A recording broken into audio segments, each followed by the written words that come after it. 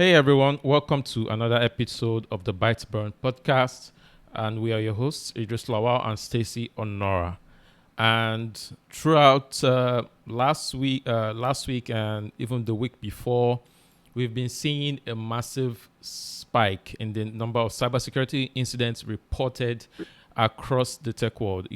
We started off with some of the cybersecurity incidents that we had in Nigeria. Last week we talked about the CAC hack, and the week before that we talked about the Sterling Bank and the Remitter hack. And who could have predicted that this week we'll have even more cybersecurity incidents in Nigeria? EFCC. There's a report that the EFCC was breached. It's not fully confirmed yet, but there's chatter on the in the cybersecurity space that there's been a breach of the Economic and Financial Crimes Commission's server. We also had the Chartered Institute of Bankers of Nigeria got breached. We got reports of that. There are about 250 gig of data.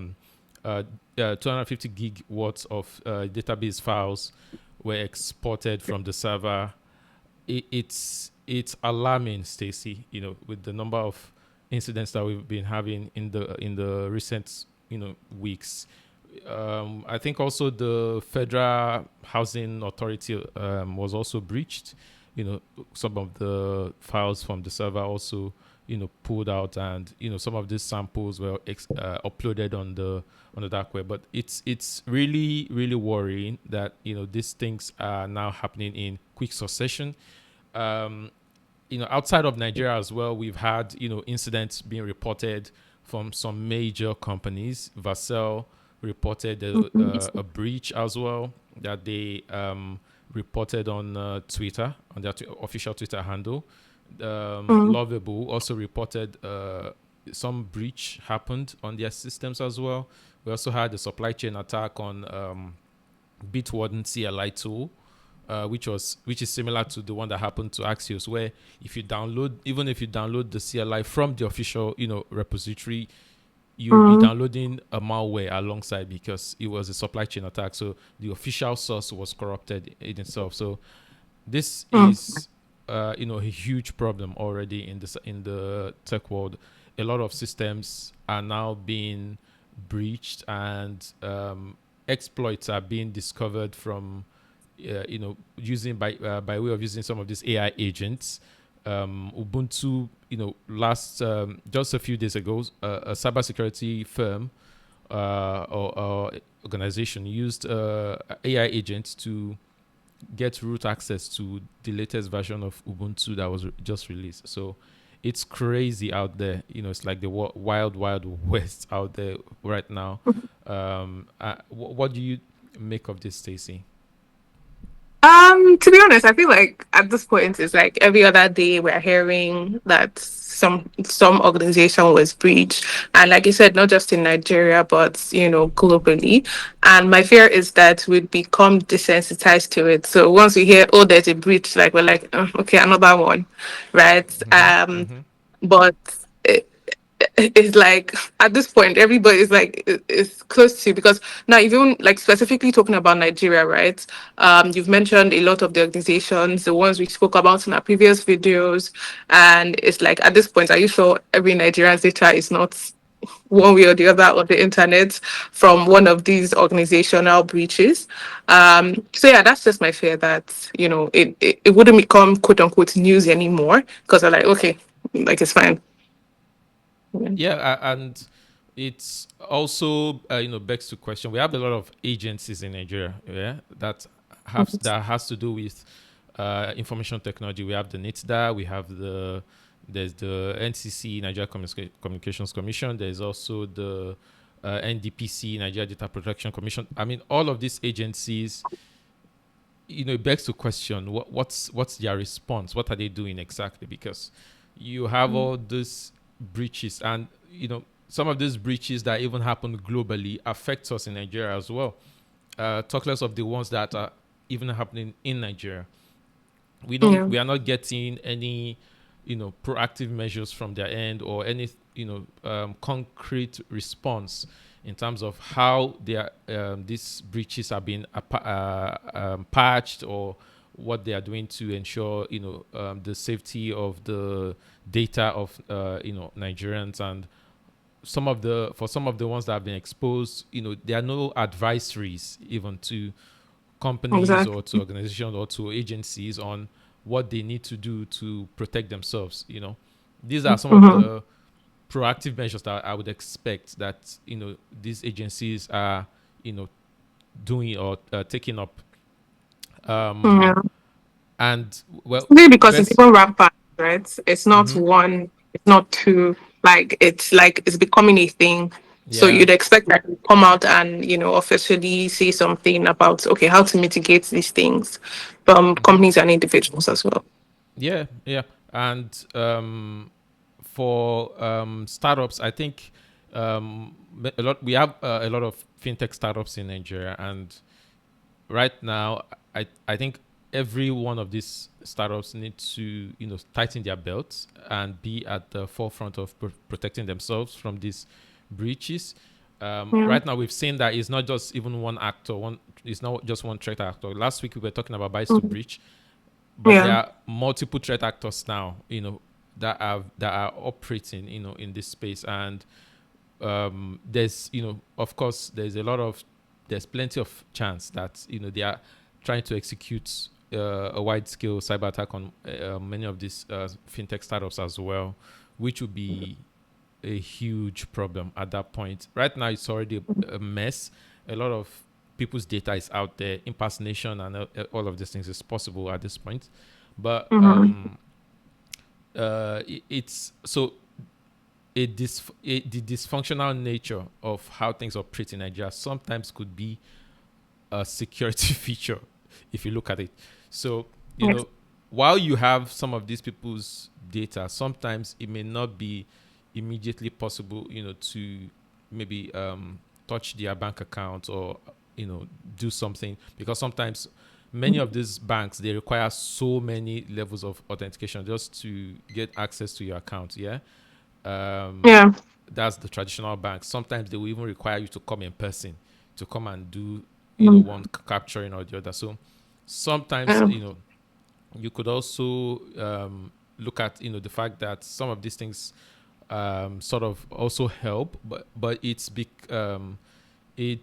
not going to last for long, because we have a lot of fintechs that you can many of the traditional banks have digital platforms now. So the potential for people's accounts to be breached is very high, and once that start happening, then it's too late at that point, right?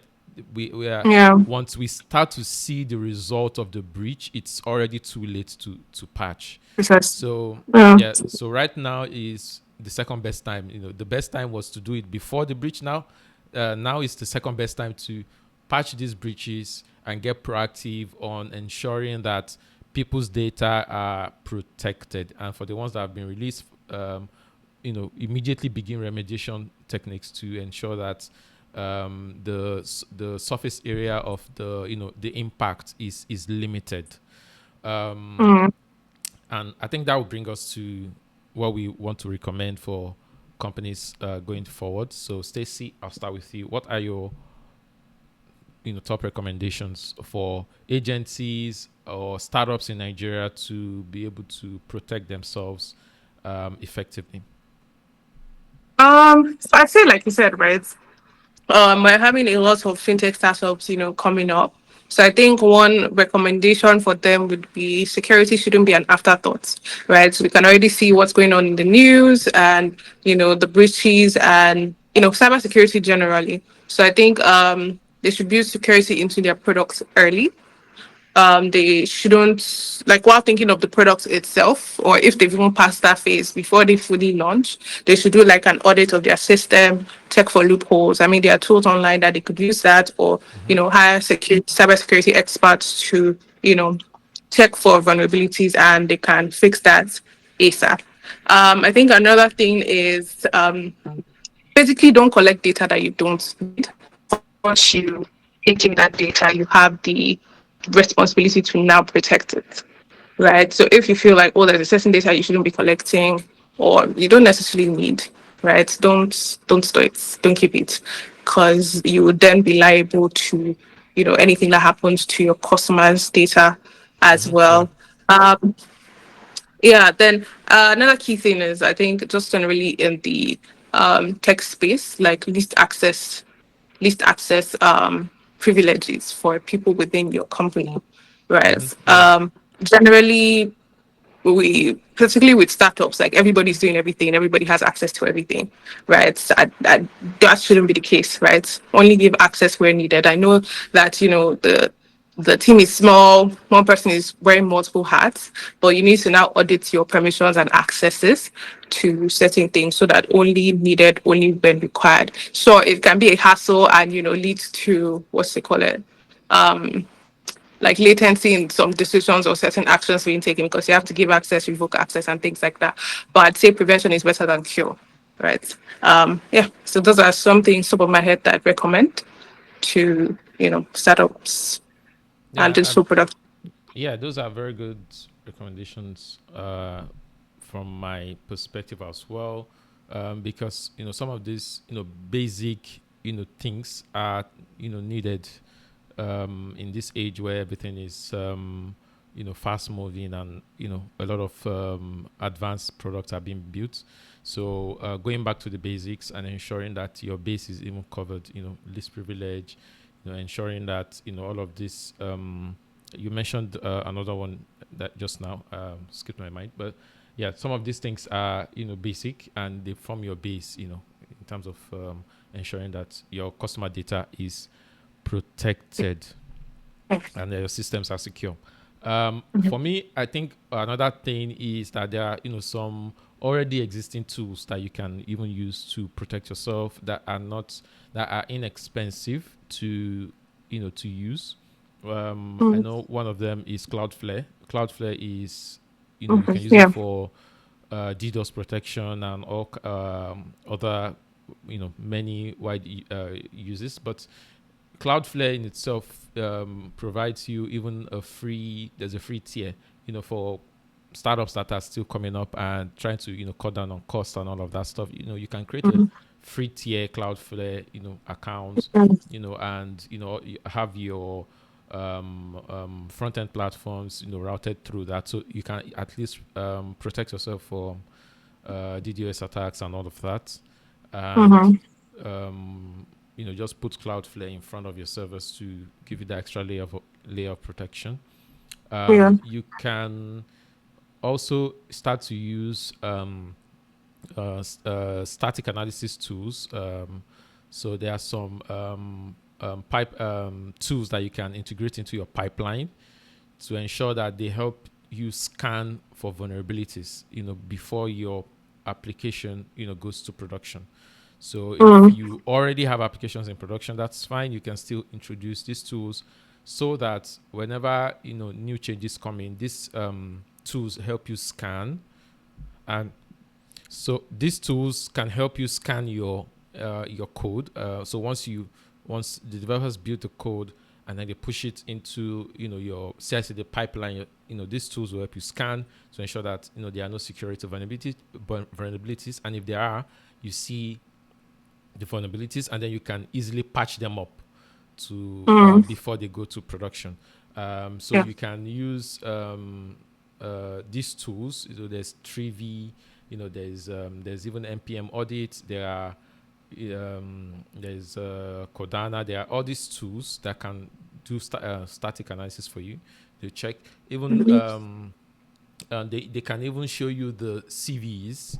So if there are CVs, vulnerabilities that have been discovered, they can show you like a list of them, and you'd be able to see which ones are critical, which ones are high, medium. mm, All of this would give you quick insights into, okay, these are the parts where my application is vulnerable, and these are the things I need to fix, and then you can begin to fix them from there.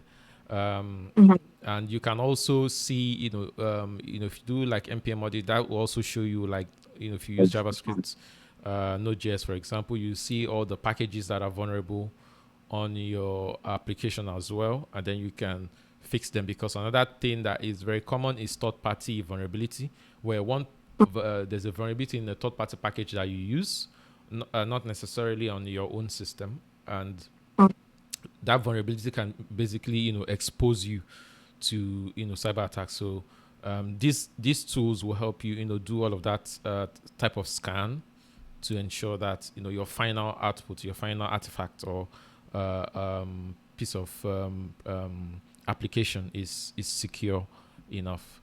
And another thing you can do is, like I mentioned, stick to the basics. Ensure you are validating properly, because while some of these vulnerabilities are sophisticated and carried out by AI agents and all of that, some are still basic. A lot of cross-site scripting attacks are still going on. If you look at the OWASP top 10 vulnerabilities, XSS, Yeah. cross-site scripting is still there. So a lot of these basic things like validation and ensuring that you are your authorization privilege levels, all these things are properly set, and rate limiting and all of that. You are ensuring that this base is covered. This can also protect you from some of the cyber attacks. So those are the ones I can recommend at this point. Pretty sure there are numerous other ways, but a good thing would be to look at your whole architecture and come up with your own cybersecurity strategy to ensure that these things are properly mitigated. And stay. I think that's even something that is because I don't know that a lot of startups would have like their infrastructure artifacts and things like that. So I think that's one thing that most companies need to do. Like, how does everything connect? Because people know their systems in isolation, but when it comes to like the communication channels between the different parts of your system, is like it's vague, right? So I think with this trend that is going on, it's important for you to know, like, have a clear picture of what your system architecture looks like. Yeah. Another thing that I even remembered when you were speaking was, having monitoring and observability tools. I think that's very critical to know, because a lot of companies don't even know when they've been reached. It's until somebody comes to say, "Oh, I've actually collected data from your system." But if you're actively monitoring your system, you'd know what's going on when there's unusual activity and things like that. So I think that's also very important. Yes, very true. And yeah, these are really key topics that these companies and organizations and startups need to take very seriously. Security is not something that should be an afterthought. It wasn't yesterday. It's definitely not today.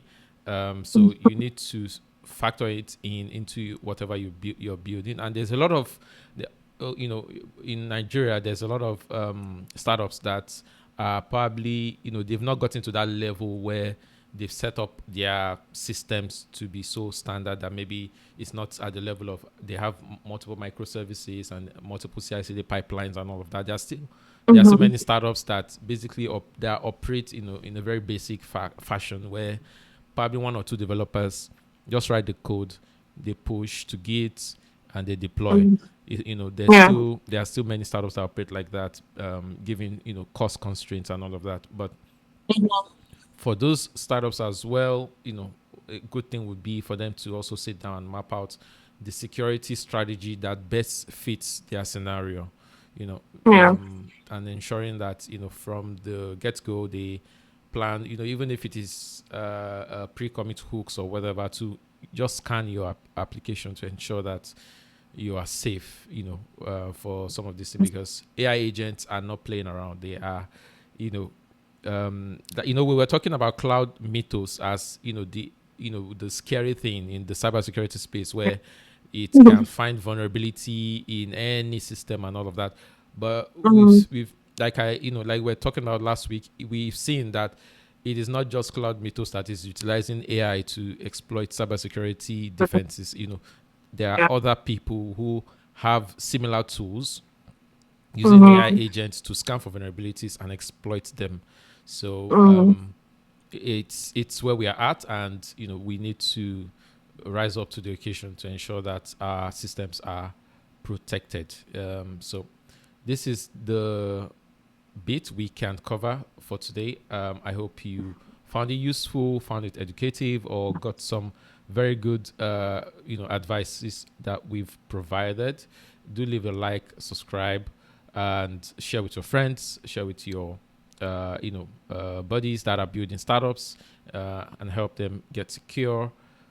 We do this for all for all tech trending tech topics. We give our takes on them. If you're new here, give us a like, give us a subscribe, and leave in the comments what you think about these cybersecurity incidents and how best people can protect themselves. We'll catch you in the next one. Bye bye. Bye.